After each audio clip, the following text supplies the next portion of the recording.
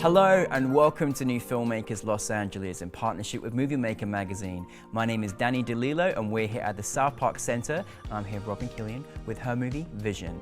Let's take a look at a clip. Someone dumped you. You were so sad. Don't worry. You've got me now. You've got me now.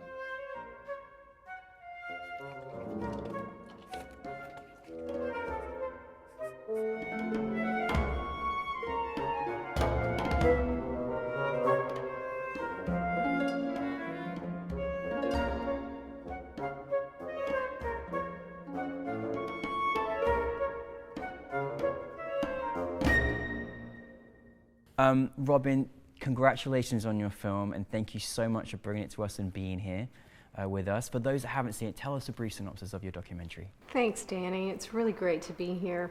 My film, I'll just give you the log line. Blind dogs see with their hearts and not their eyes. It's about owners that have decided to take in blind dogs and give them homes. And I happen to have an old blind dog, an old dog that was a foster failure, and she went blind, and she had a whole lot of other stuff wrong with her, and I decided to put her down. And my vet said, "Are you sure?"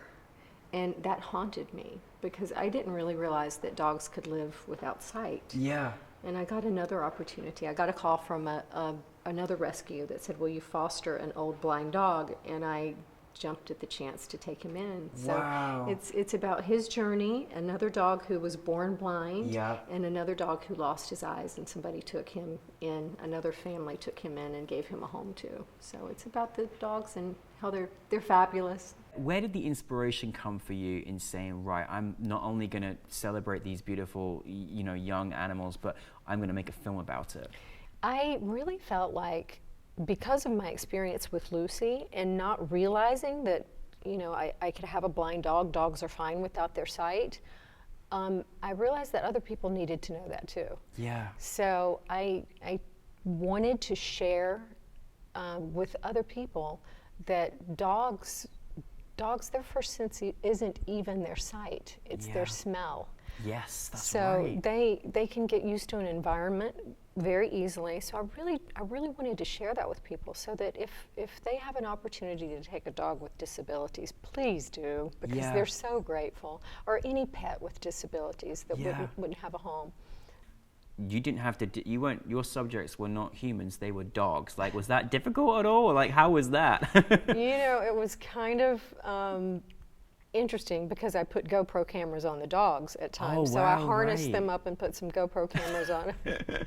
And that was kind of an interesting thing to do, but it all worked out fine. I love that because I felt like you really gave us it from the dog perspective, like it was so amazing to kind of like, I don't think I've ever seen that happen before in that nature. But it worked really well. Yeah, it worked fun. Really, really well. So obviously with your other owners that work with this, I mean, how did you kind of tell them, like, hey, I'd love to I'm making this film and I'd love to have your dog involved in this? Like, how was because, were they okay about doing this kind of thing? Or they they were first? Great. They were great because they also knew that if people understood how well dogs get around an apartment, a home, they don't even bump into things. No. When they map the area out, they don't even bump into things. My dog went in and out of a doggy door. He went up and down stairs, and so did Pirate, and so did Snoopy. They adapt so well. Yeah. It's amazing. What did you kind of want your audience to just feel from your film and go away thinking about? Because I felt you gave us a really good, morality for life about how we look at animals and especially animals with disability. One thing that I would say is if you have a dog that is going blind, it's okay. It's okay. It takes some time for the dog to adjust. Sometimes they're depressed, sometimes they're not, but they will adjust to your home in no time. So just let it happen. It's okay. If they're having pain, just have the eyes removed. Yeah. None of this is a problem. Dogs are fine without their eyes. They're fine without their sight.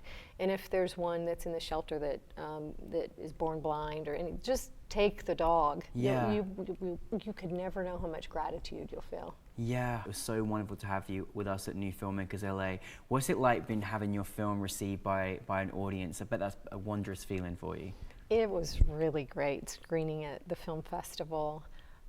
I enjoyed it so much. I was really nervous in the Q&A. Nerve-wracking, isn't it? Yeah, but you were great. Oh my goodness. Thank you. Yeah. I'm like, I know I'm not sounding nervous, but I you know, the lights are on. I'm like, okay, there's like all these lights, and I like being behind the camera, but it was a really wonderful festival, and it was wonderful to see my film up on the big screen. I'm like, that was the first time I saw it on the big screen. Oh, really? Oh, wonderful. And I cried. Yeah, oh, I cried, and I'm like, oh, I wish I'd have brought some tissue, because my mascara is probably all over my face now. Oh, no. Because I lost Winston last year. Yeah, I know. You lost the lovely Winston, who was one of the stars of the film, and I just thought, what a beautiful legacy that you've made for him, and it was astounding. It really was, and I'm so glad that you shared it with us, and I think that your film is going to inspire a lot of animal lovers and educate a lot of animal lovers or people that want to get a dog as well.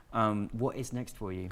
I'm still at USC. Yeah, I'm still a student wonderful filmmaker. USC. Wonderful USC. How's it going? I love it. Every time I walk on campus, I'm like, I get to do this. This is just amazing. And I still have my senior thesis film to do, and Fantastic. I'm writing a feature-length script right now, and I still have a little bit of a program left to do, and I went back to school later in life. I'm working on a BA, and so most of my fellow students are in their 20s, and I'm a little bit older than them.